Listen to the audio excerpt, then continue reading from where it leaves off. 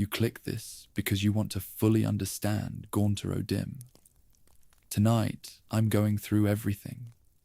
Who he is, what he actually is, and why most people consider him the single most dangerous being in the entire Witcher world. Calm as always, no loud noises or jumps, perfect for falling asleep or studying.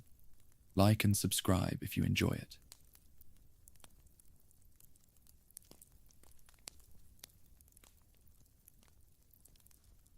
The first time Geralt encounters Gaunter O'Dimm, it's in the quiet, dim tavern of White Orchard. It's right at the beginning of The Witcher 3, a moment that feels like a standard interaction on the surface. O'Dimm presents himself as a simple merchant of mirrors, a traveller who happened to be passing through at the right time. He's dressed in the modest, yellow tunics of a peasant, sitting alone with a bowl of food and a mug of ale. He looks like a man who's seen his fair share of the road, but nothing about his appearance suggests he's anything more than a common wanderer. It's only in retrospect that his presence becomes a chilling masterclass in hidden storytelling. Imagine sitting in a crowded room with a wolf and never realizing the predator was right next to you. He knows exactly who Geralt is before the Witcher even introduces himself. He speaks of the White Wolf and the sorceress Yennefer of Vengerberg with a level of familiarity that's unsettling. He claims to be an old acquaintance of Dandelion, suggesting they crossed paths during the poet's many adventures. But the information he gives Geralt is impossibly specific. He tells Geralt that Yennefer was seen at the Nilfgaardian camp, providing the exact lead needed to move the story forward. He doesn't ask for gold or a favor in return. He just offers the information as if it were a casual gift between travelers. It's a subtle manipulation, a way of inserting himself into Geralt's path without raising any immediate alarms.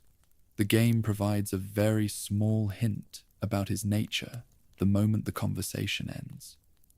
When Geralt stops looking at him and turns to leave the tavern, O'Dimm disappears instantly.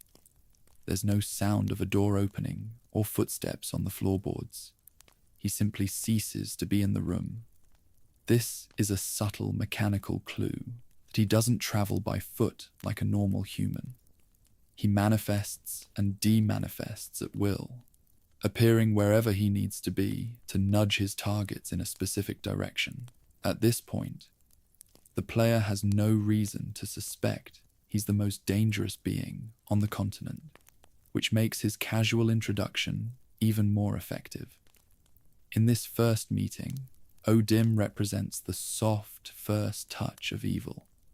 He's the helpful stranger at the inn who knows just enough to be useful. He plays the role of the humble merchant perfectly, even down to his polite, slightly subservient tone. He doesn't display any power or any malice. He's just a man with a bowl of soup and a few well-placed words. By making himself appear harmless, he ensures that Geralt won't view him as a threat when they eventually meet again under much darker circumstances. It's a predator's way of marking its prey before the hunt actually begins, ensuring the target feels a false sense of security. Retrospectively, the White Orchard scene is a reminder that the greatest dangers often hide in plain sight. While Geralt is busy worrying about the Wild Hunt and the war between Nilfgaard and Redania, a cosmic entity is sitting right next to him. O'Dimm isn't interested in the squabbles of kings or the movement of armies. He's interested in the souls of individuals, and Geralt is a particularly interesting subject. The fact that he walks into the opening minutes of the game and remains unnoticed by almost everyone says a lot about how he operates. He doesn't need to shout to be heard. He just needs to wait for the right moment to make a deal. Picture the scene again from O'Dimm's perspective. He knows what's coming. He knows Geralt will kill the Toad Prince and end up on a ship in the middle of a storm. He knows that his path and the Witcher's path are destined to cross again. His presence in White Orchard isn't a coincidence. It's an investment. He's planting the seeds of a future debt, making sure Geralt knows his face and trusts his information. It's a terrifying thought that the most powerful being in the Witcher world was there from the very beginning, watching and waiting for the moment when the professional monster hunter would finally become desperate enough to listen.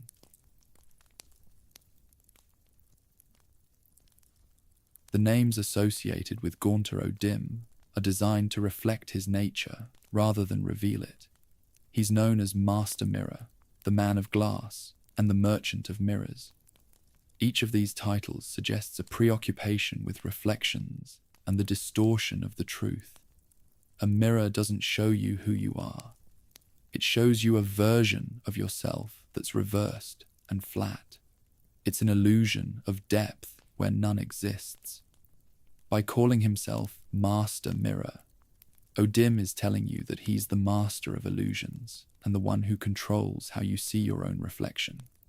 He doesn't have a true form of his own. He is a predator who takes the shape of a common man to make his prey feel a false sense of security. The name Gaunter O'Dimm itself is a phonetic puzzle. The word Gaunter suggests someone who's thin, skeletal, or haunting, which fits the lean and unassuming frame he chooses to inhabit. But the more significant clue lies in the initials of his name.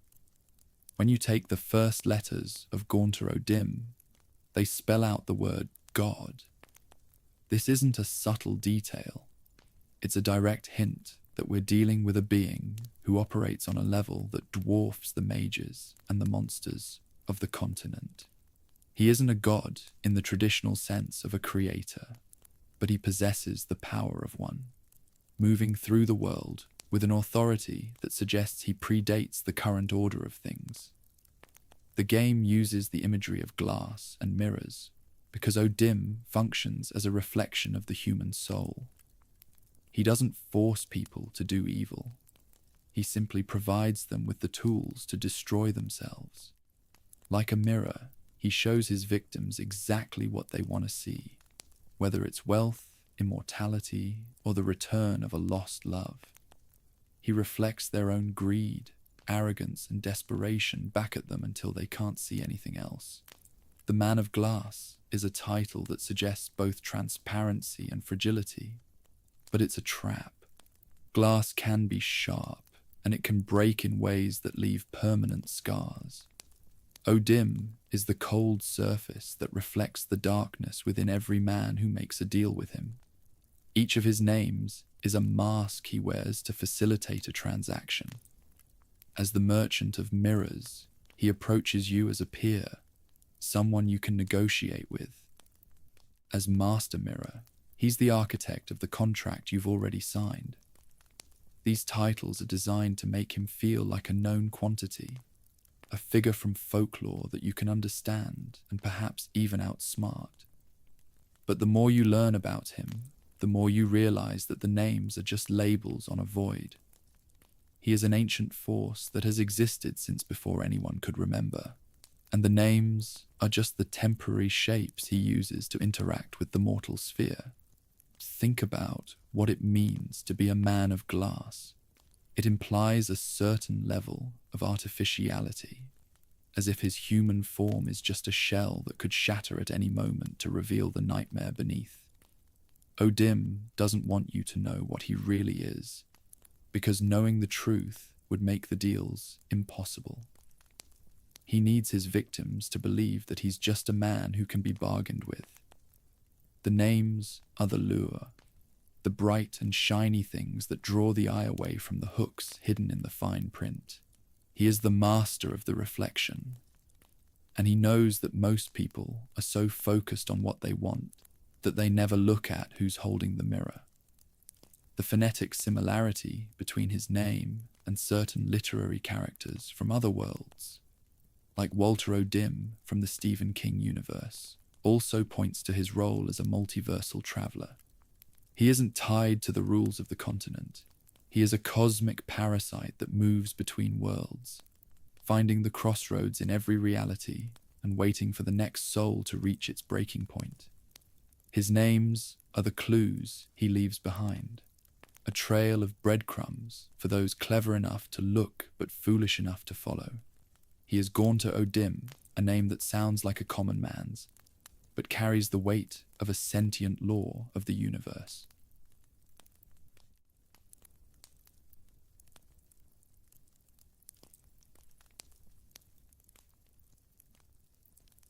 Geralt's real entanglement with O'Dimm begins in the dark, damp hull of an Ophiri ship. After killing the Toad Prince in the sewers of Oxenfurt, Geralt is captured by the prince's guards and prepared for transport to the Southern Empire to face execution.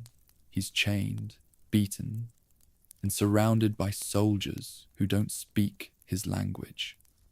It's a situation where his Witcher strength and his silver sword are useless. He's at his most vulnerable, facing a certain death that he can't fight his way out of. This is exactly the kind of moment O'Dimm waits for. He doesn't approach the strong. He approaches the desperate who have run out of options. O'Dimm appears in the middle of a violent storm, manifesting in the hull of the ship as if he'd been there all along. He doesn't look like a savior. He looks like the same merchant from the inn, carrying a casual air that contrasts sharply with the screaming wind and the crashing waves. He offers Geralt a deal, freedom from the chains and the Ophiri executioners, in exchange for a debt that must be paid later. He doesn't specify what the debt is, and Geralt, to facing the immediate threat of death, doesn't have the luxury of asking. It's a classic trap, a way of trading a visible cage for one that Geralt can't see yet. To seal the agreement, O'Dimm leans in and brands Geralt's face with a glowing, magical mark. This isn't just a scar.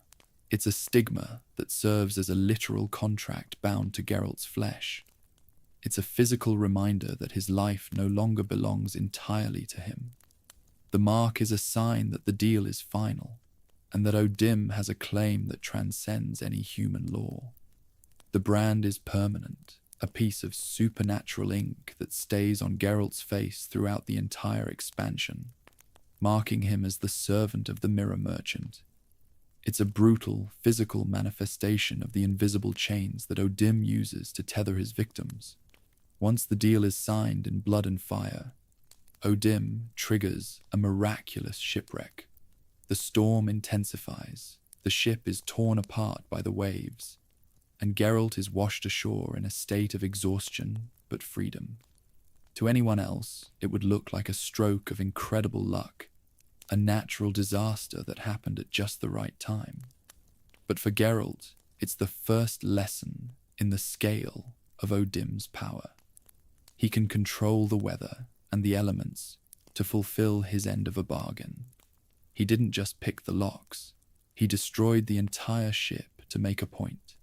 He fulfilled his end of the bargain, literally, but in a way that left Geralt stranded and marked.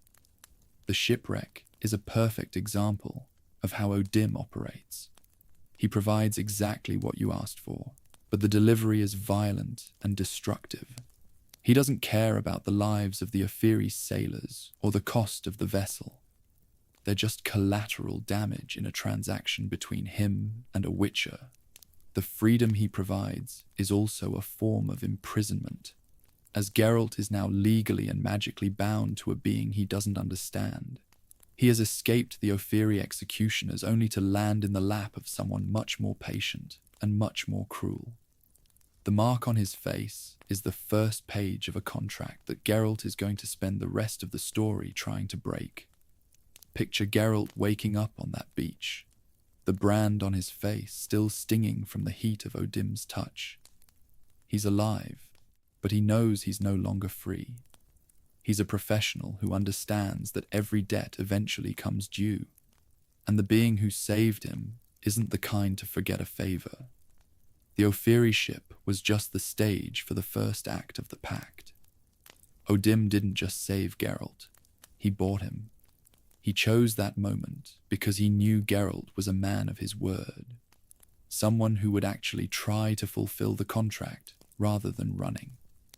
The ship was the beginning of a long, dark road that would lead Geralt to the crossroads and the tragedy of the von Everec family.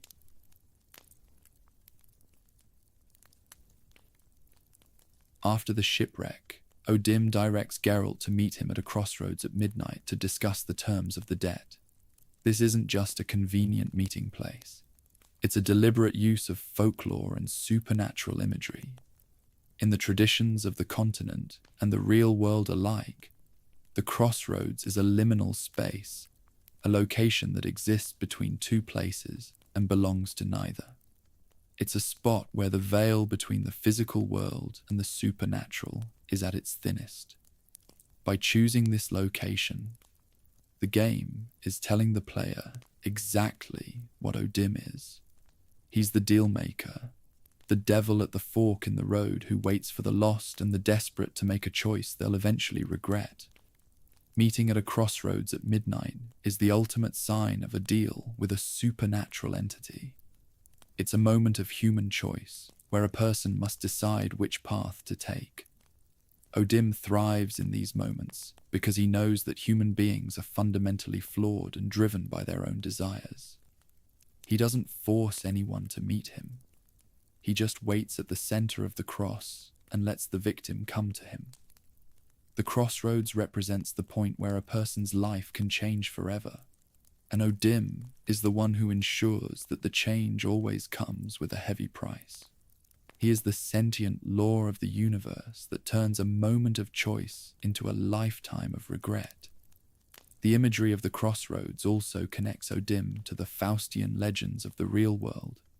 He is the being that offers the world in exchange for a soul, a transaction that always looks like a bargain until the bill arrives.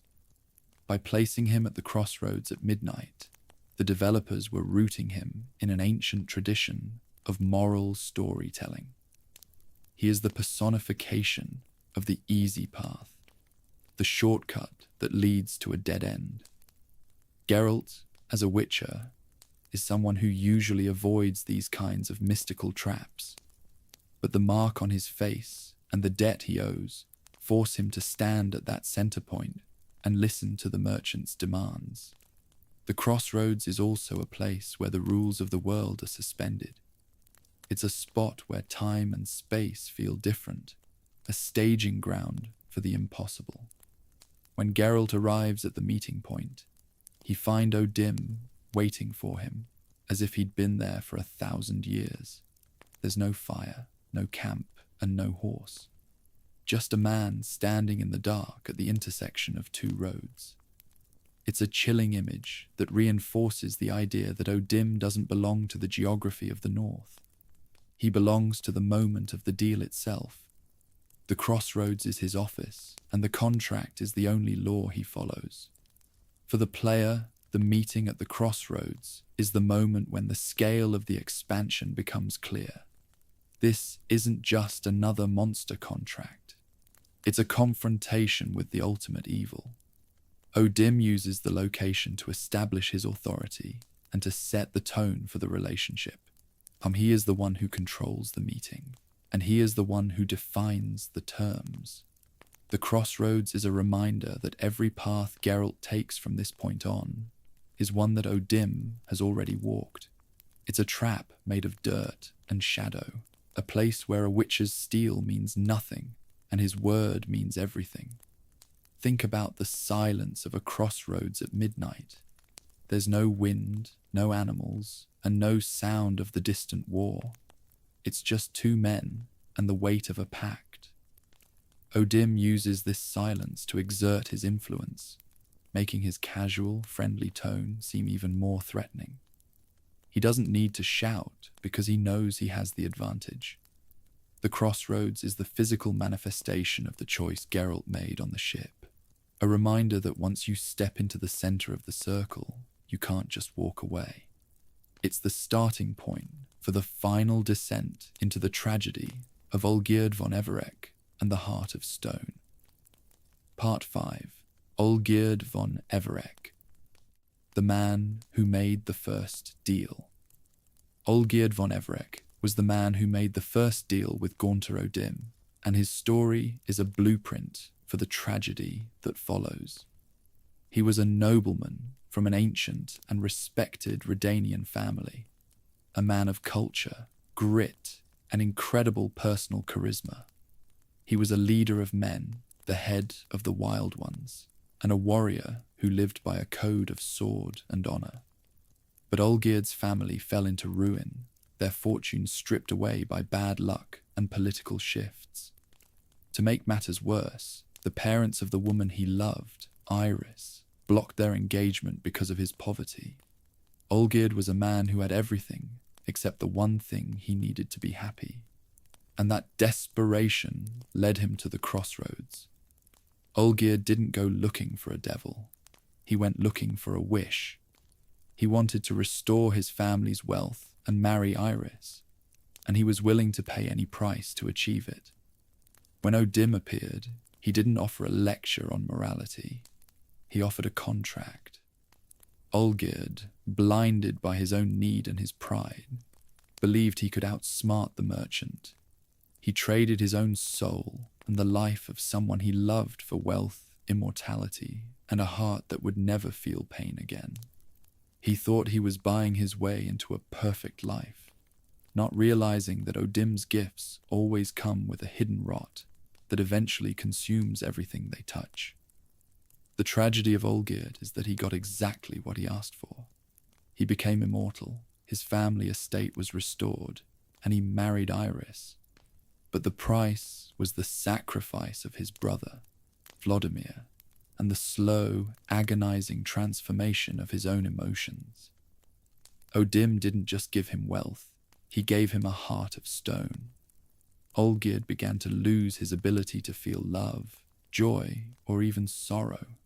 He watched himself become a living statue, a man who had all the time and money in the world, but no humanity left to spend it. He had traded his soul for a dream that turned into a nightmare the moment it was fulfilled. Olgierd represents the Redanian ideal, brave, stubborn, and deeply loyal to his own people. But he also represents the human flaw of believing that power can solve emotional problems. He thought that by becoming immortal and rich, he could protect Iris and his legacy. Instead, he became the very thing that destroyed them. His story is a warning about the cost of shortcuts and the danger of making deals with beings who follow the letter of the law, but ignore the spirit. Olgierd didn't realize that the man of glass wasn't interested in helping him. He was interested in watching a noble man dismantle his own life piece by piece. The relationship between Olgierd and O'Dimm is one of master and servant, though Olgierd spent years pretending he was still in control. He tried to research ways to break the pact, hiring scholars and studying ancient magic. But O'Dimm was always 10 steps ahead. The merchant didn't need to chase Olgierd. He just had to wait for the heart of stone to finish its work. Olgierd became a man who lived in a state of permanent boredom and coldness. A warrior who fought not because he had a cause, but because he couldn't feel anything else. He was the ultimate victim of his own desire, a man who'd bought the world and lost himself in the process. Picture Olgierd standing in the ruins of his estate, surrounded by the wealth he bought with his brother's blood. He's immortal, he's rich, and he's utterly alone. His wife is dead, his brother is a ghost, and he has a hole in his chest where his heart used to be. He is the man who made the first deal, and his existence is a testament to the supreme irony of O'Dimm's power. He wanted to be a hero for Iris, but he ended up being the monster in her story. The deal on the ship wasn't just about Geralt. It was about the final act of Olgierd's tragedy, a way for O'Dimm to finally collect the debt that had been growing for decades. Section 3. The Pact with Olgierd. Part 6. The Three Wishes and the Price. Hidden inside them, Olgierd's original contract with Gaunter O'Dimm was a masterpiece of legal and supernatural manipulation. It required O'Dimm to grant Olgierd 3 wishes, but there was a catch that Olgierd thought would protect him forever. The wishes could only be fulfilled through a proxy, someone O'Dimm would have to find and convince to do the work. Furthermore, O'Dimm could only claim Olgierd's soul once all 3 wishes were complete and the 2 of them met on the moon. Olgierd believed he'd created a set of conditions that were physically impossible to meet, ensuring his immortality would last until the end of time. He didn't realize that he was playing a game with the being who invented the rules. The wishes themselves were granted with a level of literalism that turned them into curses.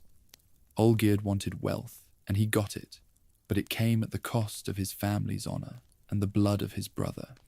He wanted immortality, and he got it, but it came with a heart of stone that stripped away his ability to enjoy the life he'd preserved. Every wish Olgierd made was technically fulfilled, but O'Dimm ensured that the outcome was always hollow. It's the ultimate expression of the merchant's power. He doesn't need to lie to you when he can just give you exactly what you asked for and watch it destroy you. Fulfillment without feeling is its own kind of torture, a lesson Olgierd learned over decades of empty existence. Geralt enters the story as the proxy, the man O'Dimm chose to fulfill the final 3 tasks. These tasks were designed to be impossible, showing Olgierd's brother a good time, finding the house of Borsodi, and bringing Olgierd the violet rose he gave to his wife.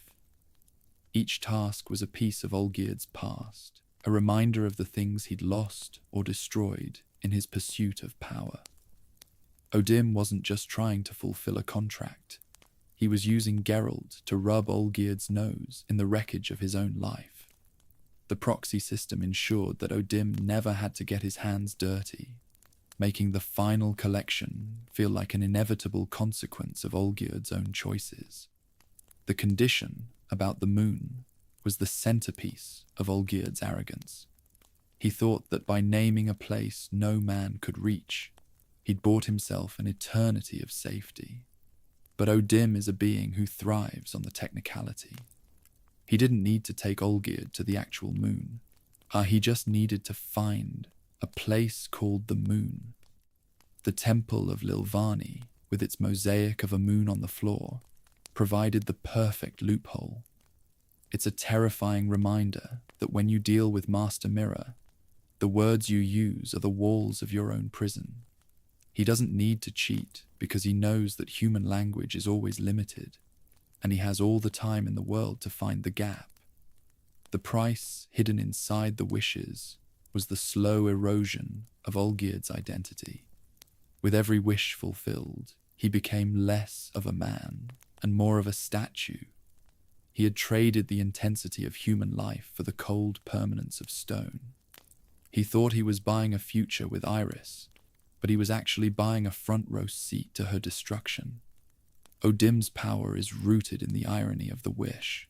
He gives you the treasure, Gianna, but he takes away your eyes, so you can't see it. He gives you the feast, but he takes away your tongue, so you can't taste it. The 3 wishes were the hooks that pulled Olgierd toward the temple and the final collection. Think about the moment Olgierd realized that Geralt was actually completing the tasks. For years, he'd lived in the comfort of his own cleverness, believing the pact was unbreakable. But as each wish was checked off the list, the reality of his situation began to sink in. The proxy he thought O'Dimm would never find was standing in front of him, and the moon was closer than he ever imagined. O'Dimm had turned Olgierd's own protection into his execution, proving that the price of a wish is always higher than the victim is willing to pay. The 3 wishes were the beginning of the end for the House of von Everec, a final act of a play that O'Dimm had been writing since the very first meeting. Part 7. The Heart of Stone. What it did to Olgierd. The Heart of Stone was the most devastating side effect of Olgierd's fulfilled wishes. It wasn't a physical transformation, but an emotional one that turned his internal world into a barren wasteland. Olgierd became physically immortal. He could be decapitated and survive, as Geralt sees during their first fight. But his capacity for human emotion was stripped away. He lost the ability to love, to pity, or even to feel fear. He became a man who existed in a state of permanent, crushing boredom. This emotional numbness was the price of his immortality, a curse that turned his life into a series of meaningless events that he observed with the detachment of a stranger. This numbness had a catastrophic effect on his relationship with his wife, Iris. He had made the deal specifically to be with her, but once the heart of stone took hold, he could no longer feel the love that had driven him to the crossroads. He watched himself stop caring for her, his actions becoming cold and eventually cruel as he tried to spark some remnant of feeling in his own chest. He didn't hate her. He just didn't feel anything at all. He eventually drove her to a literal death of a broken heart, unable to even provide her with the comfort of an explanation. The curse turned him into a living statue, a man who possessed the memories of love, but none of the sensation. The heart of stone represents the ultimate irony of desire. Olgierd wanted to protect his happiness, so he asked for a heart that couldn't be broken. O'Dimm gave him exactly that. But in doing so, he removed the very mechanism that made happiness possible. You can't have love without the vulnerability of pain, and by asking for the latter to be removed, Olgierd forfeited the former. He became a man who lived outside the human experience, a mutant of a different kind than the Witchers. While Geralt's mutations dull his emotions, Olgierd's curse erased them entirely, leaving behind a hollow shell of a nobleman who could only simulate being alive. What the game is saying through Olgierd is that the cost of getting everything you want is often the very thing that made you want it in the first place. Olgierd had all the wealth, all the time, and all the power he'd ever dreamed of, but he had no humanity left to enjoy it. He spent his years in a blur of violent hedonism, trying to find something, a fight, a drink, a woman that could make him feel a single spark. But the stone in his chest was absolute. He was a man who'd won the game of life and found that the prize was a void. His immortality was a prison, and the bars were made of his own fulfilled wishes. The psychological weight of the heart of stone is what makes Olgierd a tragic figure, rather than a simple villain. He is fully aware of what he has lost, but he is powerless to get it back. He remembers what it felt like to love Iris, and that memory is a constant, cold pressure in his mind. He is the architect of his own misery, a man who built a wall around his heart and then realized he was trapped on the other side. O'Dimm didn't force him to be cruel. He just removed the empathy that would have stopped him. The result was a man who was technically alive, but functionally dead. A ghost inhabiting a body that refused to perish. Picture Olgierd sitting in his manor, surrounded by the ghosts of his family and the wreckage of his marriage. He doesn't cry because he can't. He doesn't rage because he doesn't care. He just sits and waits for the time to pass, a living testament to the danger of the shortcut. The heart of stone is the final form of O'Dimm's irony, a gift that is also a weapon. It turned a man of grit and culture into a man of stone, proving that when you deal with Master Mirror, you don't just lose your soul, you lose the very thing that makes you a person. Olgierd was the first to learn that immortality is a long time to spend with someone you no longer know. She Part 8, Vladimir, and the price of the first wish. To activate the original pact and receive his first wish, O'Dimm demanded a sacrifice from Olgierd that was as cruel as it was personal. He required the life of someone Olgierd loved, a condition designed to test the noble's desperation and to bind him to the merchant through a shared act of blood. Olgierd, at the height of his need to save his estate and marry Iris, made the impossible choice. He sacrificed his brother, Vladimir, the jovial, reckless, and deeply loyal companion of his youth. Vladimir died shortly after the deal was made, falling in a meaningless skirmish that Olgierd could have prevented. This death was the foundation of Olgierd's new life, a wealth built on a brother's grave. Vladimir's ghost remains in the story as a tragic reminder of the price Olgierd paid. When Geralt summons him for the first task, we see a man who was full of life, humor, and a genuine affection for his brother. Vladimir doesn't know the truth about his death, believing it was just bad luck on the battlefield. He spends his night at the wedding feast with Geralt, experiencing the world one last time, with a hunger and a joy that his living brother can no longer feel. The contrast between the lively ghost and the stone-hearted Olgierd is one of the most poignant elements of the expansion. Vladimir is the humanity that Olgierd traded away, a jovial spirit that was snuffed out to pay for a nobleman's pride. The sacrifice of Vladimir proves that O'Dimm's contracts are fueled by suffering and betrayal. He doesn't just want a soul, he wants to watch his victims break their own moral codes to get what they want. By forcing Olgierd to choose between his brother and his own desires, O'Dimm ensured that Olgierd would never be able to look at his restored fortune without seeing Vladimir's face. It's a psychological tether that keeps the victim in a state of perpetual guilt, even if the heart of stone eventually numbs that guilt into a dull roar. O'Dimm doesn't just take the soul at the end, he takes the person's peace of mind at the very beginning. Vladimir's death also destroyed Olgierd's relationship with grief. Because he had caused the death, he couldn't mourn it like a normal man. He had to live with the secret, a weight that helped pull him further into the coldness that O'Dimm was manufacturing. The death of his brother was the moment Olgierd stopped being a hero and started being a victim of the mirror merchant. He had traded a living, a breathing bond for the cold certainty of a contract. Vladimir's absence was a hole in Olgierd's life that all the gold in Redania couldn't fill. The ghost's final departure at the end of the wedding task is a second death for the family, a final goodbye to the innocence they'd once shared. The game uses Vladimir to show what Olgierd used to be like before the crossroads. They were the wild ones, a group of brothers who lived for the fight and the drink. Vladimir represents the uncomplicated joy of that life, a world where the only things that mattered were loyalty and the next adventure. By sacrificing him, Olgierd didn't just kill a man, he killed his own past.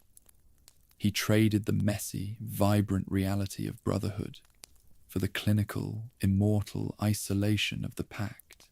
Vladimir is the ghost of Olgierd's conscience, a reminder that the price of the first wish was the one thing he should have held on to at all costs.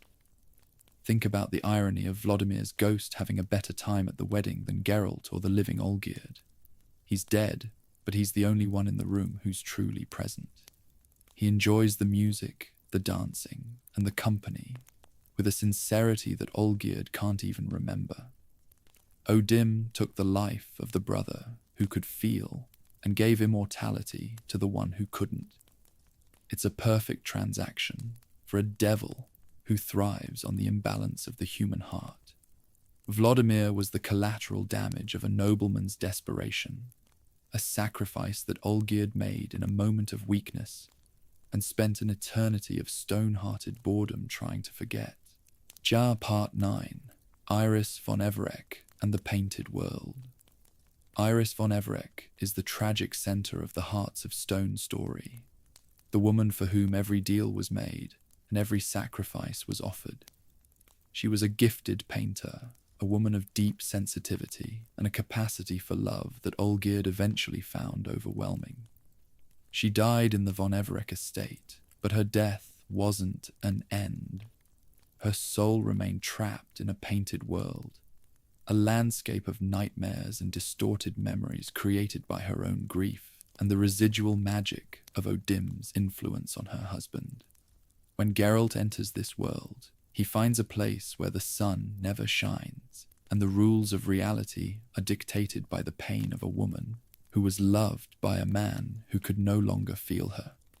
The painted world is a masterclass in atmospheric storytelling. It's a realm where Iris's memories have become physical obstacles. The haunted manor, the rotting gardens, and the distorted versions of her past all serve as a testament to the slow destruction of her marriage. Geralt encounters the caretaker, a terrifying, faceless golem that O'Dimm likely placed there to guard the tragedy and ensure that Iris could never escape her own sorrow. The caretaker is a physical manifestation of O'Dimm's hospitality, a servant who keeps the house in order while the soul inside is slowly consumed by the darkness. Iris represents the collateral damage of O'Dimm's deals, the innocent life that is always broken when a man goes to the crossroads. Iris's fate is perhaps the most cruel part of the von Everec tragedy. She stayed loyal to Olgierd long after he'd stopped being the man she loved. She watched him become cold, distant, and eventually terrifying. Yet she couldn't bring herself to leave the man she'd promised to spend her life with. She died of a broken heart in the most literal sense, her body failing as her spirit was crushed by the weight of a marriage to a statue. Her retreat into the painted world was a final attempt to find a reality that was kinder than the waking one, but O'Dimm ensured that even her art became a prison. She is a ghost haunted by the love she can't let go of, a woman trapped in a moment of absolute despair. The painted world also reveals the specific mechanics of O'Dimm's corruption. He doesn't just destroy the victim, he destroys everything the victim cares about. By granting Olgierd's wish to be with Iris, he ensured that Iris would be the one to suffer the most from the side effects. O'Dimm's power is a slow-motion rot that spreads from the center of the pact to the edges of the victim's life. Iris was the one who had to live with the heart of stone every day, watching the man she loved disappear behind a wall of cold indifference. Her soul is the final piece of evidence against Olgierd's choice, a reminder that the price of a deal at the crossroads is always paid by the people you love. Geralt's journey through the painted world is a descent into the psychological wreckage of the von Everec family. He sees the moments of joy that have been twisted into nightmares and the small acts of cruelty that eventually led to the end. Iris's request for the violet rose is the final wish, a symbol of the love that once existed and the pain that replaced it. When Geralt takes the rose, he is either ending her suffering or leaving her to an eternity of cold art. It's a choice that reflects the moral weight of the entire expansion. Iris is the victim who had no voice in the contract, a person whose life was traded for a wish she never asked for. Think about the silence of the painted world. There are no birds, no wind, just the distant, distorted music of memories that won't fade. Iris is a woman who stayed in the dark for a man who'd forgotten the light. She is the ultimate proof that O'Dimm isn't just a merchant of mirrors. He's a merchant of misery. He took a beautiful, vibrant woman and turned her into a ghost in a painting, all because her husband was too proud to be poor and too desperate to be human. Iris von Everec is the heart of the tragedy, a reminder that every deal with Master Mirror leaves a trail of broken lives that no amount of magic can ever truly mend. Section 4. O'Dimm's Methods, Part 10. how he constructs a contract. Gaunter O'Dimm is a literalist in the most terrifying sense of the word. When he constructs a contract, he follows the exact wording of the pact, but completely ignores the intent or the morality of the person making it. He builds a legal and supernatural architecture that is designed to trap the victim in their own words. Every pact he makes is a mirror of the victim's own greed and arrogance. He doesn't lie, and he doesn't force anyone to sign. He simply provides the platform for them to destroy themselves. He uses escape clauses that look like fair conditions, but are actually designed to be physically or logically impossible, ensuring that the debt is always collected in the end.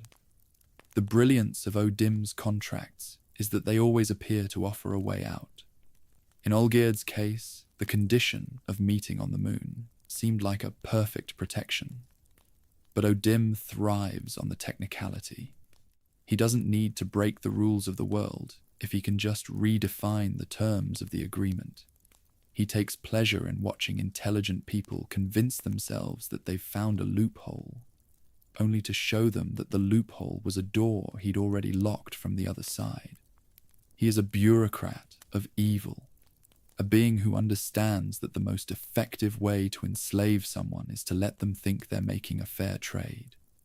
His contracts are also designed to be self-fulfilling prophecies of misery.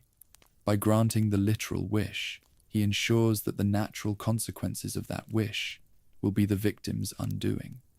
He doesn't need to actively punish Olgierd. He just needs to give him immortality and a heart of stone and wait for the man to ruin his own marriage.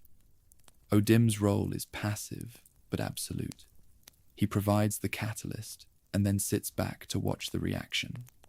He is a predator of the ego, knowing that human beings will always ask for more than they can handle and will always believe they are the exception to the rule.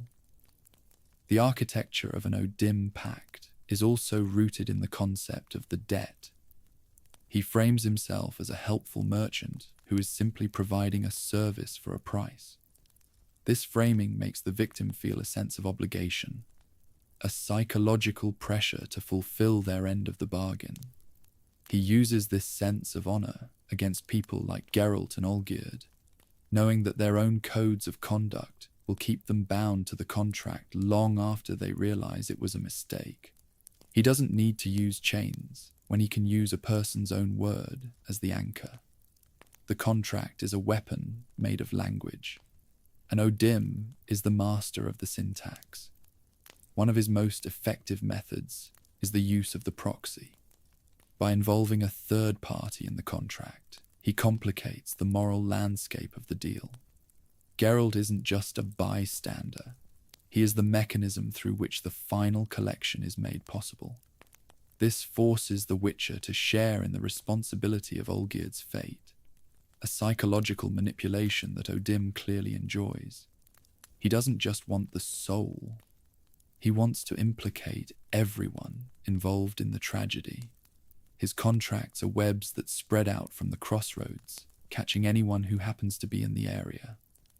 Picture O'Dimm sitting with a piece of parchment and a quill, his casual smile hiding a mind that sees every possible outcome.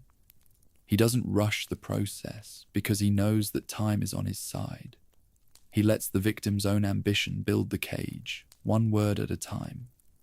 The contract is the only thing he respects, and he respects it because he is the one who defined the terms. He is the ultimate lawyer in a world of warriors, a being who knows that the most powerful thing in the universe isn't a sword or a spell, but a signature on a dotted line. The contract is the mirror of the man who signs it, and O'Dimm is the one who holds the glass. Part 11. The Professor Shakeslock Connection. The scholar who helped Olgierd research a way to break his pact was a man named Professor Shakeslock, and his story is a chilling testament to how Master Mirror handles those who try to peek behind the curtain. Shakeslock was once a respected academic at Oxenfurt Academy, a man who believed that every mystery had a logical explanation and every curse had a cure. When Olgierd sought his help, the professor dived into forbidden texts and forgotten records with a scholarly zeal that he eventually came to regret. He didn't find a simple solution. Instead, he found the name of a being that shouldn't exist. Gaunter O'Dimm noticed the professor's prying eyes and decided to reward his curiosity with a punishment that was both ironic and absolute. O'Dimm didn't kill Shakeslock. Ours death would have been a mercy for a man who knew too much. Instead, he blinded the professor, stripping away his ability to ever read another book or see the world he had tried to analyze. He then confined Shakeslock to a protective circle of runes inside his own home, a magical boundary that the merchant claimed would keep the professor safe from his touch. But the circle was a cage. Shakeslock spent years inside that chalk line, surrounded by the library he could no longer use, listening to the floorboards creak as O'Dimm paced outside the door. He lived in a state of permanent, blinding terror, knowing that the only thing keeping him alive was a rule that the devil himself had established to prolong his suffering. The professor's research revealed that O'Dimm isn't a demon, a ghost, or a standard creature of the post-conjunction world. Shakeslock discovered that the entity is an ancient force of pure evil that predates the arrival of humans and the beginning of recorded history. He found references to the man of glass in cultures that had been dead for thousands of years, always appearing at the center of a tragedy or a failed deal. The professor realized that O'Dimm doesn't follow the laws of magic that sorceresses use. He follows the laws of the universe itself, operating as a sentient parasite that feeds on human desire. This revelation was what made Shakeslock so dangerous to the merchant, and it was why his punishment was so specific and cruel. When Geralt finally finds Shakeslock in the shuttered house in Oxenfurt, the professor is a broken man who is barely clinging to reality. He speaks in hushed tones, so terrified that even a whisper might invite O'Dimm back into the room. He explains that Master Mirror is a literalist who uses the victim's own words to build their prison. The protective circle of runes was O'Dimm's final joke. He told the professor that as long as he stayed inside, no harm would come to him. Shakeslock believed it, and so he stayed until his mind rotted from the isolation. He was a man who tried to use logic against a being who invented the concepts of reason and consequence, and he lost everything in the process. The death of Professor Shakeslock is a final act of irony. Just as he finishes explaining O'Dimm's nature to Geralt, a small accident, a slip of a foot or a shifting board, causes him to fall out of the protective circle. He dies instantly from a broken neck. A mundane end for a man who had spent years fearing a supernatural strike. It suggested that O'Dimm was the one who nudged the house just enough to make the fall inevitable. The merchant had finished with the professor, and once the information had been passed to Geralt to further the game, Shakeslock was no longer needed. He was a piece of the contract that O'Dimm decided to clear from the board, leaving Geralt with the knowledge that his opponent was something older and darker than anything he had ever hunted. Shakeslock's legacy is the understanding that O'Dimm has a weakness, but it isn't one found in a silver blade. The professor discovered that the entity can be challenged to a game of wits, provided the challenger is willing to wager their own soul. This was the only way anyone had ever managed to banish the merchant for a time. The professor hadn't been brave enough to try it, but he left the information for Geralt, the only man on the continent who might actually be desperate enough to gamble with the devil. Shakeslock was the warning that Geralt ignored, the man who showed that even the smartest mind is just a toy for a being who can halt the sun and blind a scholar with a whistle. Part 12. Other victims. The trail across the continent. Gaunter O'Dimm doesn't just exist within the events of the expansion. He is a constant, silent observer whose trail stretches across the entire continent and through centuries of human history. One of the most significant connections to his work is found in the Blood and Wine expansion, involving the tragic figure of Marlene, the Spotted White. Long before Geralt finds her in a ruined estate in Toussaint, Marlene was a wealthy noblewoman who hosted a grand feast. A beggar arrived at her door, asking for a simple meal according to the ancient laws of hospitality. Marlene, in her arrogance and greed, refused him, even after he offered her a mirror as payment. The beggar was O'Dimm, and his revenge was a curse that turned her into a monster that could never satisfy its hunger, even when eating from 1,000 spoons. The curse of the Spotted White is a perfect example of O'Dimm's sense of moral irony. Because Marlene had refused a beggar food, she was condemned to a life where food would always turn to ash in her mouth. O'Dimm used her own lack of hospitality as the mechanism for her destruction, turning a woman who lived for the feast into a beast that lived for the hunger. He left a broken spoon as a reminder of the deal she failed to honor, a physical relic of his presence that Geralt finds years later. This connection proves that O'Dimm is an arbiter of ancient, fundamental laws, who takes a personal interest in punishing those who believe they are above the rules of human decency.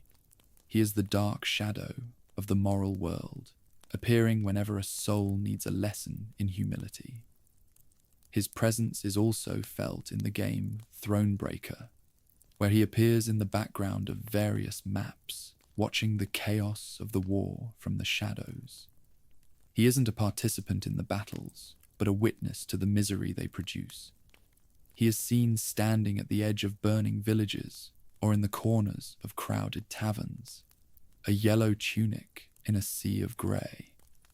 These appearances suggest that O'Dimm is always there, awaiting for the moment when a leader's ambition or a soldier's desperation becomes a hook he can use. He is a cosmic parasite that follows the scent of broken souls, a being who understands that the greatest tragedies of history are often started by a single, desperate choice at a crossroads. The trail of O'Dimm is also found in the stories told by peasants and the records kept by mages. Every culture has a version of the Merchant of Mirrors, a figure who offers a shortcut and leaves a trail of ruined lives. He is the devil in the folk songs, the man who trades gold for a child or immortality for a heart of stone. The games suggest that O'Dimm has been making these deals since before the first human kingdoms were even founded. He is a part of the landscape of the continent, as permanent as the mountains and as inevitable as the tide. He doesn't need to hunt because he knows that the human heart will always find its way back to him.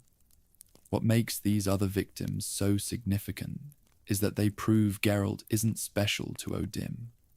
The Witcher is just one interesting transaction in a ledger that has been filling up for 1,000 years.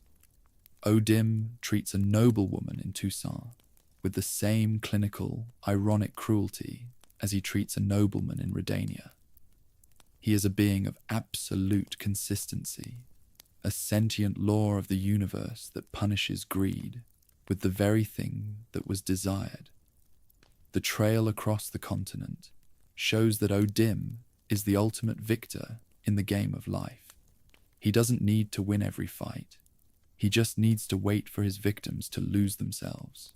He is the silent observer of a world that is slowly dismantling itself through its own desires. Think about the sheer number of souls O'Dimm must have collected over the centuries. For every Marlene or Olgierd, there are likely thousands of common men and women whose stories never made it into a history book. He is the silent partner in every human failure, the man who provides the mirror so you can watch yourself fall. The accumulated evidence of his presence suggests a being of incredible patience and vast power, someone who sees the continent not as a world of people, but as a harvest of contracts. He is the constant factor in a world of change, a reminder that the most dangerous being in the Witcher world is the one who has been watching since the very beginning. Part 13. Time, Manipulation, and What It Revealed.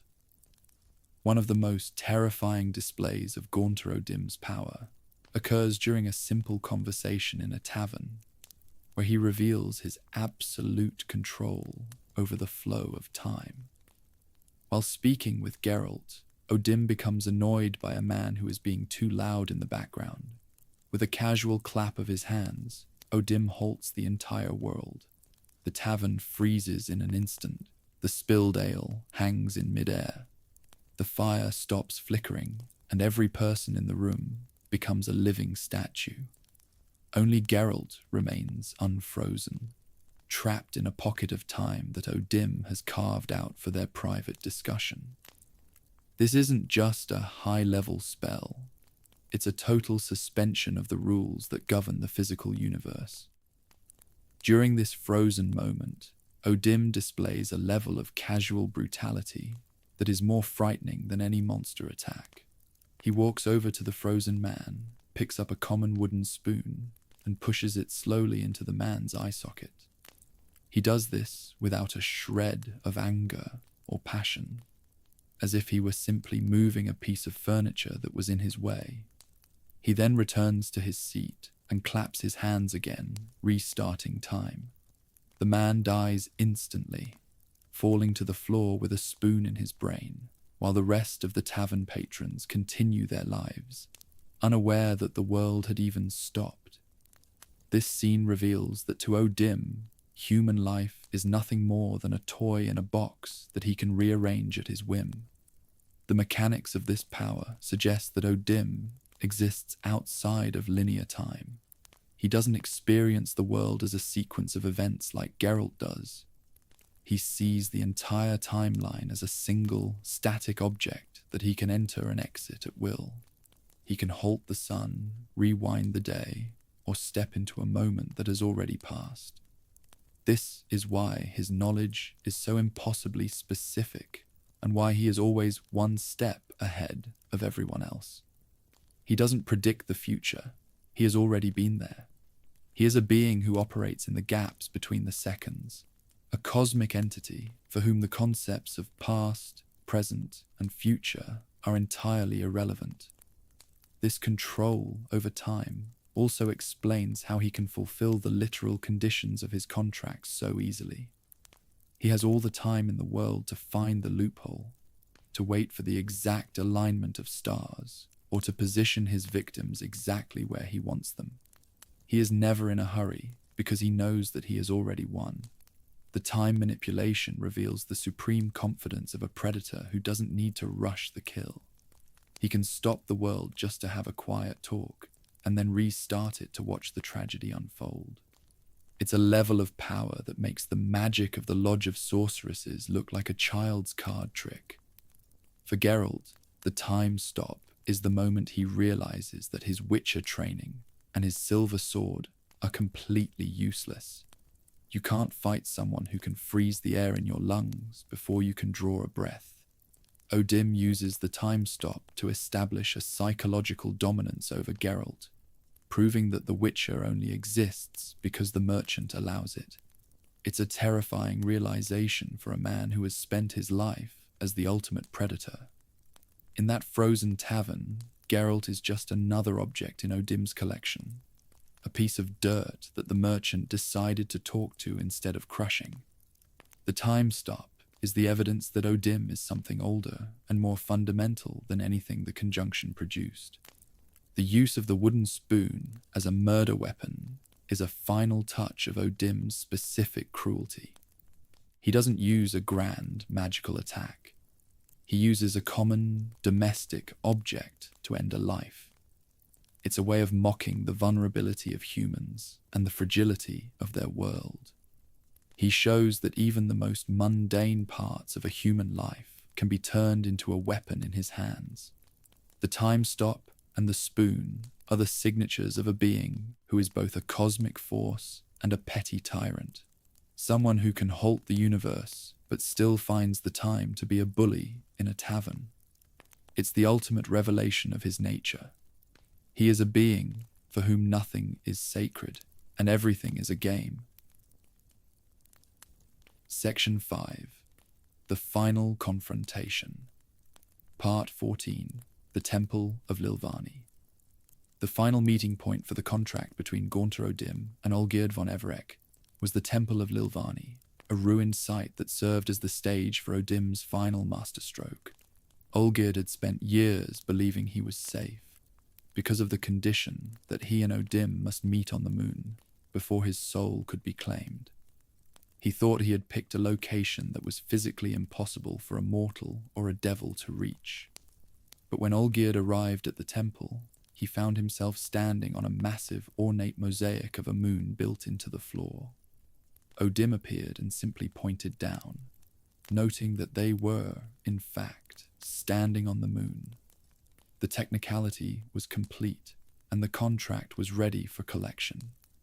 This reveal is the ultimate expression of O'Dimm's nature as a literalist. He didn't need to travel to the stars to fulfill the pact. He just needed to find a place that matched the words Olgierd had chosen. The merchant's supreme confidence comes from his understanding that human beings always leave a gap in their language. Olgierd's arrogance led him to believe he was being clever, but O'Dimm had already mapped every moon on the continent before the noble had even been born. The mosaic was the cage that Olgierd had built for himself, and O'Dimm was just the one who turned the key. It proves that you can't outlawyer the devil when he's the one who defined the terms of the argument. The Temple of Lilvani itself is a place of atmospheric dread, a ruin that feels like it's waiting for a blood sacrifice. The moonlight filtering through the broken roof illuminates the mosaic, creating a scene that is both beautiful and horrifying. O'Dimm uses the environment to gloat, his casual tone returning as he prepares to collect his prize. He doesn't display any effort or any magical flair. He just stands there, a common man in a yellow tunic, waiting for the debt to be paid. He has already won the game of wits before it even started, and he takes a visible satisfaction in showing Olgierd exactly how he was fooled. For Olgierd, the temple is the moment of absolute realization. The heart of stone can't protect him from the reality of the contract. He sees the mosaic and understands that all his immortality and his wealth were just a long, agonizing preparation for this single moment of loss. The moon wasn't a protection, it was a destination. O'Dimm's technicality is the final act of a predator who has finished playing with his food. He has dismantled Olgierd's life, family, and home, and now he is coming for the remains. The temple is the end of the road for the house of von Everec, a place where a nobleman's pride finally meets the devil's fine print. The temple scene also serves to highlight O'Dimm's relationship with Geralt. The Witcher is the one who brought Olgierd to this point, fulfilling the tasks that made the final meeting possible. O'Dimm thanks Geralt for his professionalism, mocking the Witcher's code and his attempt to stay neutral in a struggle that was always about souls. He offers Geralt a reward for his services, treating him like a common labourer who has finished a job. It's a way of implicating Geralt in Olgierd's destruction, a final psychological blow that shows O'Dimm understands how a Witcher thinks. He has used a hero to deliver a victim to the slaughter, and he finds the irony of that delicious. The Temple of Lilvani is the physical manifestation of the crossroads. It's the place where the choices made years ago finally reach their conclusion. O'Dimm doesn't need to cheat or use force, because he has the most powerful weapon in the universe, a signature on a contract. He is the master of the technicality, the being who knows that the most dangerous thing in the world isn't a sword, but a poorly chosen word. The moon on the floor is the final mirror, reflecting Olgierd's own arrogance back at him one last time before the dark takes him. It's a chilling reminder that when you deal with Master Mirror, you are always standing on exactly what you asked for. Part 15. Geralt's Choice. Help Olgierd or let O'Dimm. Win at the Temple of Lilvani. The player is presented with a choice that defines Geralt's character and his moral standing in a world of monsters and devils. O'Dimm is ready to take Olgierd's soul, having fulfilled every literal condition of the contract. Geralt can choose to remain the professional, stepping aside and letting the debt be collected as the law requires. In this path, O'Dimm grants Geralt a reward, wealth, a bottomless carafe of spirits, or even a hint about how to save Ciri. It's the path of neutrality, the path of the Witcher who follows the contract and stays out of the business of souls. But it's also the path that lets the ultimate evil win without a fight. If Geralt chooses to intervene, he must challenge O'Dimm to a game of wits, by wagering his own soul to save Olgierd's. This is the path of the hero, the man who realizes that neutrality is a form of cowardice when faced with a being like Master Mirror. By challenging O'Dimm, Geralt is stepping outside the moral framework of the Witcher trade and entering the realm of the supernatural dealmaker. He is choosing to fight a being he can't kill with a sword, using his mind as his only weapon. This choice defines whether Geralt is just a mutant for hire or a man who still possesses the humanity that Olgierd traded away. O'Dimm accepts the challenge with a genuine delight. He isn't afraid of Geralt's mind. He is excited by the prospect of a new game. He loves the stakes, and he loves the idea of owning the soul of the White Wolf. He doesn't see Geralt as a threat, but as a particularly interesting subject for his next contract. He transports them both to a twisted, dark world that serves as the arena for their contest, a place where the rules are entirely under his control.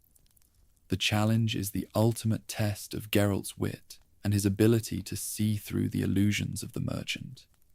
It's a gamble that puts everything Geralt has ever achieved on the line. The choice is also a commentary on the nature of Olgierd himself. Is a man with a heart of stone who sacrificed his brother and destroyed his wife even worth saving? Geralt must decide if Olgierd's suffering and his eventual regret are enough to justify risking a witcher's soul.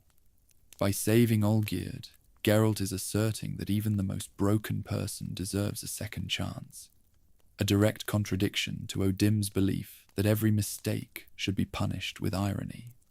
It's a clash of philosophies, the merchant's cold, legalistic cruelty versus the witcher's messy, human empathy. If Geralt lets O'Dimm take the soul, the merchant is genuinely pleased. He has fulfilled his end of the bargain and collected his fee. He leaves the temple with a smile and a whistle, leaving Geralt with a reward that feels heavy in his pockets. This ending suggests that in a world as dark as the continent, the professional path is often the easiest, but it leaves the world a little colder than it was before. O'Dimm's victory is absolute, because he has convinced the hero to look the other way. He has proven that even a witcher can be bought with the right price and a polite smile.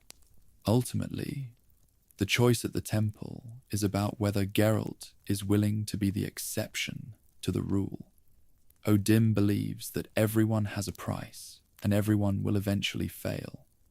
By intervening, Geralt is trying to prove him wrong. He is standing up to the sentient law of the universe, and saying that some things, like a man's life or a soul, are more important than the fine print of a contract. It's the final battle of the expansion, a struggle that isn't fought for gold or a kingdom, but for the principle of human choice. Geralt's choice at the temple is the final act of a hero who has spent his life pretending he doesn't have a side. Part 16. The riddle in the dark world.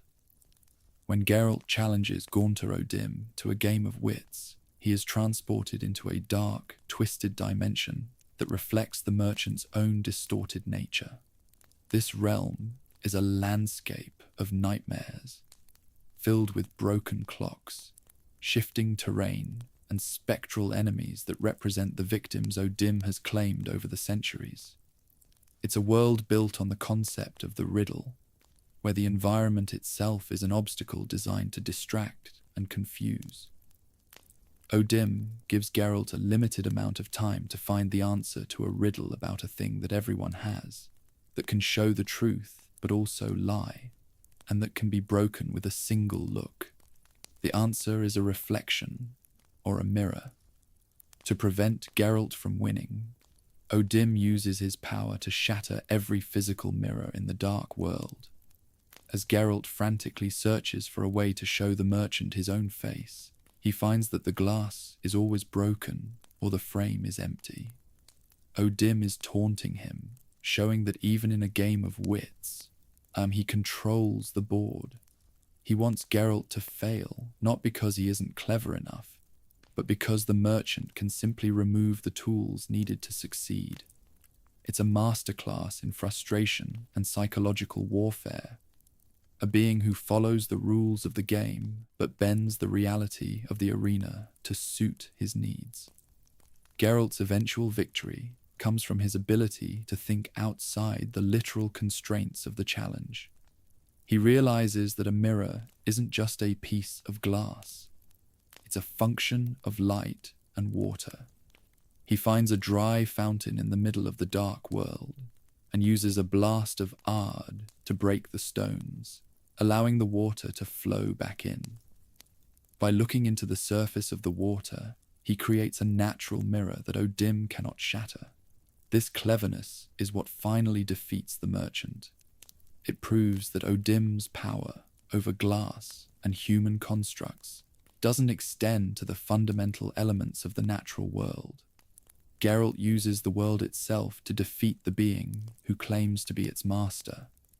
The riddle world is also a visual history of O'Dimm's cruelty. As Geralt moves through the dimension, he hears the merchant's voice echoing through the air, mocking his progress and reminding him of the souls that are already trapped there. He sees the spectral remains of Olgierd's past and the ghosts of other victims who failed the challenge. It's a place where time moves erratically and the shadows have a life of their own.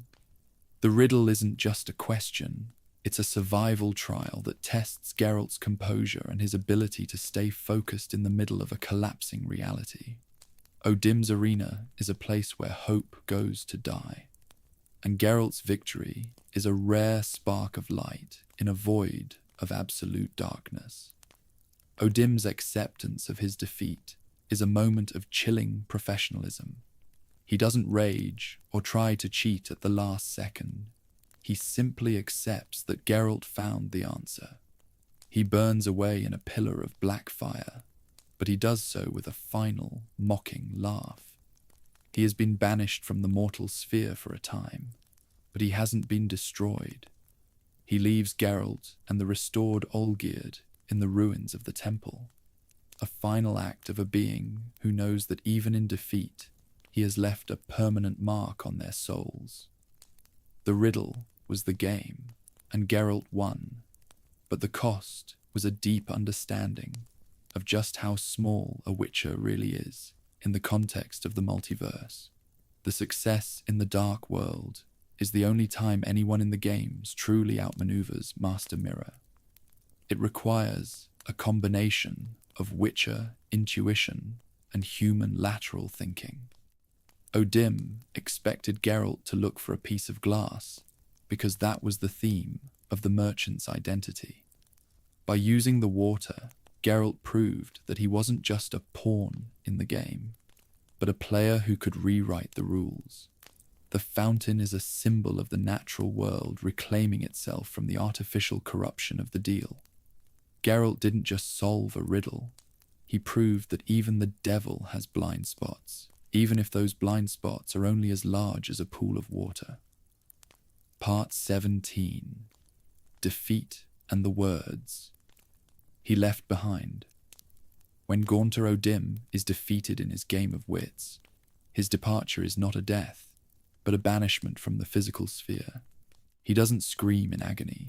He speaks in a combination of ancient and obscure languages, Latin, Georgian, Cananosician, his voice sounding like the grinding of stones and the whistling of a distant wind. His final words translate to a series of chilling declarations. You think you've won, but you are wrong. I cannot be killed, and I will return. He burns away in a torrent of black energy, leaving nothing behind but the smell of sulfur and the memory of his cold, casual smile. He isn't gone. He has simply been moved to a place where he can wait for the next crossroads. The languages he speaks are a clue to his nature as a cosmic entity that predates the current world of the continent. Latin and the other tongues represent a history that the people of the Witcher world don't recognize, suggesting that O'Dimm has been making deals in other spheres and other realities for an eternity. He is a cosmic parasite that travels between the worlds, finding the same human flaws and the same desperate hearts in every dimension. His banishment is a temporary setback, a loss in a single game of a tournament that never ends. He isn't a monster that can be slain.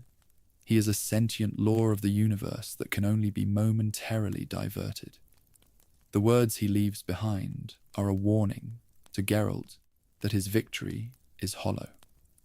O'Dimm wants the Witcher to know that while he saved Olgierd's soul, he hasn't changed the nature of the world. The merchant will eventually return to find new victims and make new pacts. He is as permanent as evil itself.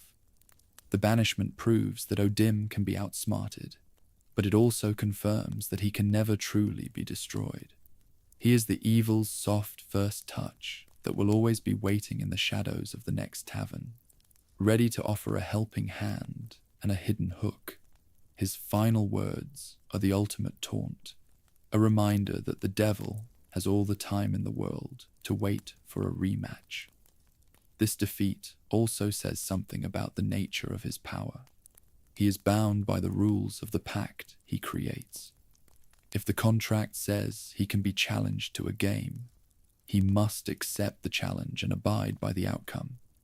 He isn't a chaotic force of destruction. He is a lawful entity of absolute order. He follows the terms of the deal with a clinical precision, even when those terms lead to his own banishment. This adherence to the rules is what makes him so terrifying. He doesn't need to break the law because he knows the law better than any mortal ever will. His defeat was a legal consequence of a wager he lost, and he accepts it with the detachment of a professional. For Geralt, the final words are a weight that stays with him long after the mark on his face has faded. He has looked into the eyes of the ultimate evil and survived, but he knows that the world is a much more dangerous place than he ever imagined. O'Dimm's departure leaves a hole in the reality of the continent, a sense that the shadows are a little deeper and the wind is a little colder. The Witcher has won a single battle in a war that can't be won, a realization that is the true price of his victory. Master Mirror is gone, but the mirrors remain, reflecting the same greed and arrogance that will eventually bring him back. Think about the silence that followed O'Dimm's banishment. The Temple of Lilvani is empty. The mosaic is just a flaw, and the moon is just a light in the sky. O'Dimm took his toys and went home, but he left the door unlocked. His final words are the signature on a blank page, a promise of a future debt that hasn't been written yet. He is the devil of the Witcher world, and he knows that as long as there are people with desires and a willingness to take shortcuts, he will always have a reason to return. His banishment was just a commercial break in a play that has been running since the beginning of time. Section 6. What he actually was, Part 18. The Devil of the Witcher World. Gaunter O'Dimm is constructed as a composite of every cultural version of the being that makes deals at crossroads. He is the devil of the Witcher world, but he isn't the horned, red-skinned monster of traditional fantasy. He is a more grounded and chilling figure. The devil as a bureaucrat. He is the man with the contract, the smile, and the ledger. His character draws heavily from European and Slavic folklore, specifically the Polish legend of Pan Twardowski, a nobleman who made a pact with the devil and was eventually caught on a technicality involving the moon. O'Dimm represents the evil that is polite, patient, and perfectly legal. The parallels to the Faustian legend are absolute. O'Dimm offers the world in exchange for a soul, and he ensures that the fulfillment of the wish is the mechanism of the victim's destruction. He also reflects the character of Walter O'Dimm from Stephen King's Dark Tower series, a multiversal traveler who brings chaos and misery wherever he goes. By combining these influences, the game creates a being that feels ancient and familiar, a figure that taps into a primal human fear of the deal that's too good to be true. He is the personification of the irony that is hidden inside every human desire, a sentient trap designed for the greedy and the arrogant. What makes O'Dimm the ultimate version of the devil is his lack of traditional demonic traits. He doesn't want to destroy the world, he wants to manage its failures. He is a being of absolute order, a legalist who follows the letter of the law to achieve the most cruel results. He doesn't lie, and he doesn't use force. He simply waits for you to sign your name, and then watches as you build your own cage. This version of evil is much more terrifying, because it's based on human choice. O'Dimm is the mirror that reflects the darkness we already possess. A devil who doesn't need to tempt us because we are already looking for a shortcut. The game uses O'Dimm to explore the idea that the greatest evil isn't found in a monster's lair, but in a polite conversation in a tavern. He is the evil's soft first touch, a being who approaches you as a friend and leaves as your master. He represents the banality of evil, the idea that a soul can be bought for a bowl of soup or a restored estate. He is the devil as a merchant, a man who knows the price of everything and the value of nothing. His power is rooted in the human capacity for self-deception, the belief that we can have everything we want without paying the price. O'Dimm also reflects the Witcher world's preoccupation with moral greyness. Geralt spends his life choosing between the lesser evil, but O'Dimm is the ultimate evil that makes those choices look like children's games. He is the absolute point at the center of the compass, a being for whom right and wrong are just variables in a contract. He is the dark god of the crossroads, the one who waits at the end of every path to collect the debt. By making him a man with a contract and a smile, the game reminds us that the most dangerous monsters are the ones who look exactly like us. Think about the image of the devil as a bureaucrat. It's an image of a world where the law is a weapon and justice is a technicality. O'Dimm is the architect of that world, a being who understands that the best way to destroy a man is to give him exactly what he asked for. He is the master mirror, and his character is the most profound moral horror in the Witcher saga. He is a reminder that the devil doesn't come with a pitchfork. He comes with a piece of parchment and a quill, and he always asks for your signature. Part 19. Is he a god, a demon, or something older? The true nature of Gaunter O'Dimm is one of the most debated mysteries in the Witcher world, and the games deliberately leave the question open to interpretation. He isn't a demon in the traditional sense. Witcher oils, silver blades, and standard banishment signs have no effect on him. He doesn't follow the rules of the post-conjunction monsters that Geralt is trained to hunt. He also isn't a god in the sense of a creator or a benevolent protector. He requires human contracts to act, suggesting that his power is bound by a set of universal laws that he didn't necessarily create, but which he understands better than anyone else. He is a primal manifestation of evil, a sentient law of the universe that predates the arrival of the elder races. The game implies that O'Dimm is a being who exists as a function of reality itself. He is the evil's soft first touch, a personification of the principle of consequence. He is the thing that punishes greed with irony and pride with loss. He doesn't need to be a god because he is a law. Just as gravity pulls an object to the ground, O'Dimm pulls a corrupt soul to the crossroads. He is the dark side of the natural order, the sentient mechanism through which the universe maintains a balance of misery. He is an ancient force that has existed in the void between the worlds since before the first star was born. The ambiguity of his nature is his most frightening quality. If he were just a demon, Geralt could find a way to kill him. If he were just a god, he could be worshipped or avoided. But because he is something in between, something older and more fundamental, he is untouchable. He exists in the gaps of human understanding, a figure that folklore has tried to name 1,000 times but never truly captured. He is the sentient static in the background of existence, a being who follows a set of rules that mages and scholars can only guess at. The fact that the game doesn't give him a clear label is a deliberate choice to keep him as an absolute, incomprehensible threat. Some theories suggest he is a survivor of a previous universe, or a being from a dimension that is entirely alien to the continent. His knowledge of multiple languages and his control over time suggest a perspective that is truly cosmic. He sees the human world as a temporary stage, a place where he can harvest souls to satisfy an ancient appetite.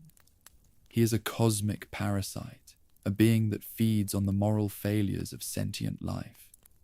He doesn't have a plan to conquer the world because he already owns its flaws. He is the silent partner in every human tragedy, a being whose true form would likely be beyond human comprehension. Professor Shakeslock believed that O'Dimm was pure evil, a definition that is more philosophical than biological.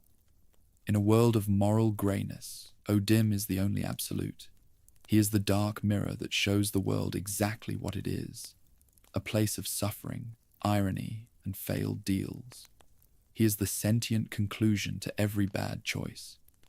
Whether he's a god or a demon is irrelevant to the victim who has just signed their name in blood. To them, he is the end of the road. He is the master mirror. Hiran, the truth of his nature, is hidden behind a reflection that no human eye is meant to see. Think about what it means to be a primal manifestation.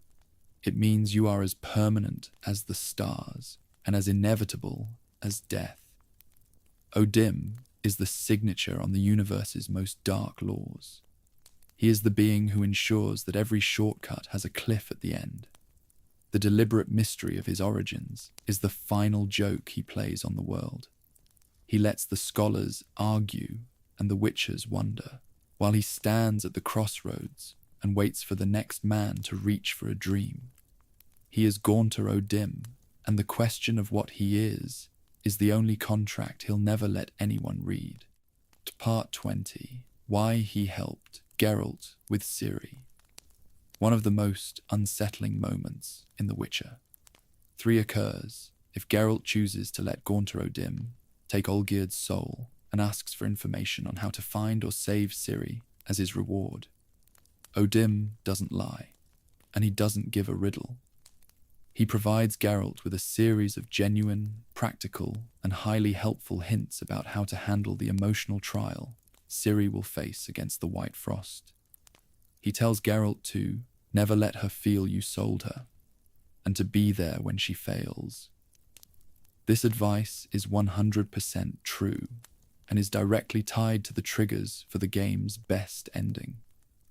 This act of genuine kindness from a being of absolute evil is perhaps the most terrifying thing he does. This advice proves that O'Dimm isn't a chaotic force of madness. He is a lawful evil entity who values the concept of a debt paid above all else. Because Geralt fulfilled the contract and chose not to intervene, O'Dimm feels a supernatural obligation to provide a fair reward. He respects the transaction so much that he will give a genuine gift in return for a service rendered. This makes him terrifyingly unpredictable, because it means he can be a man of his word when it suits the law of the deal. He isn't out to destroy Geralt's life for no reason. He is just a businessman whose currency is human suffering and whose law is the contract. The advice itself is also a subtle taunt.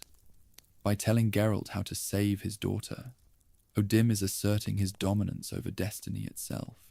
He knows the outcome of Ciri's struggle before it has even happened, and he knows exactly which human moments will decide the fate of the multiverse.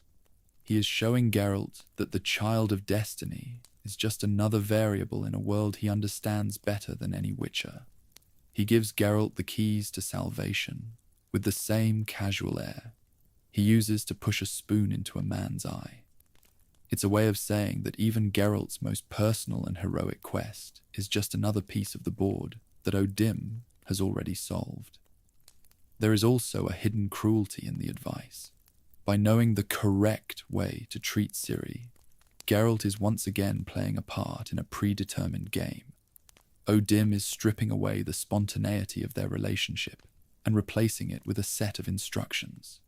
He is turning the bond between a father and daughter into a technicality, a series of conditions to be met to achieve a specific result. Even when he's being helpful, O'Dimm is still Master Mirror, reflecting the idea that everything in the world is just a matter of fulfilling the right contract. He helps Geralt save Ciri, but he does it in a way that makes the victory feel like it was bought from the devil. This interaction is the final confirmation that O'Dimm is something much more than a monster. He is a being who can be genuinely kind when the debt is paid, a trait that makes his cruelty seem even more deliberate and personal. He doesn't hate Geralt, and he doesn't love him. He simply respects the exchange. He is the ultimate merchant, a man for whom a deal is a sacred thing that must be honored to the letter. His advice about Ciri is the final mirror, showing Geralt that even his love for his daughter can be used as a reward in a transaction with the ultimate evil. The finale of O'Dimm's story is a reminder that the world of The Witcher is a place of absolute consequences. Whether he is banished by a riddle or rewarded for his services, Master Mirror leaves the world with a sense of profound unease. He is the being who knows everything, can halt the sun, and can save a daughter with a few well-placed words. He is the merchant of mirrors, and his legacy is the understanding that everything, love, soul, and destiny, is just a matter of the right deal at the right crossroads. He is Gaunter O'Dimm, and he is always waiting for the next contract.